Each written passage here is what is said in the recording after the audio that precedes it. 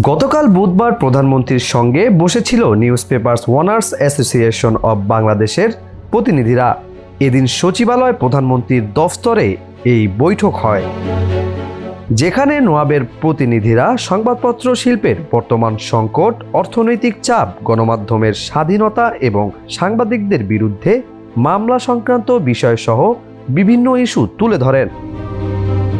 3 মাস অন্তর এমন বৈঠক আয়োজনের বিষয়ে প্রধানমন্ত্রী সম্মতি দিয়েছে বলে এই বৈঠকের পর জানান তথ্য ও সম্প্রচার প্রতিমন্ত্রী ইয়াসের খান চৌধুরী। এদিকে প্রধানমন্ত্রীর সঙ্গে নোয়াব প্রতিনিধিদের বৈঠকটি হয় দুপুরে। গণমাধ্যমের প্রতিনিধিরা প্রধানমন্ত্রীর দফতরের দুপুরের খাবার খান। মেনুতে কি কি ছিল তা জানিয়েছেন প্রধানমন্ত্রীর তথ্য উপদেষ্টা ডক্টর জাহেদ-উর রহমান।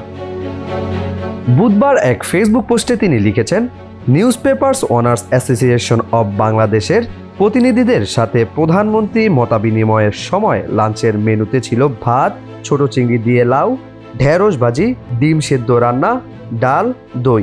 প্রধানমন্ত্রীর অফিসে দুপুরের খাবার আর বিকেলের নাস্তা মিলিয়ে মোট বাজেট 150 টাকা, যেটা আগে ছিল 5 গুণের বেশি। ইএফটি ফার্স্টের সাথে ট্রেড করুন যে কোনো জায়গা থেকে।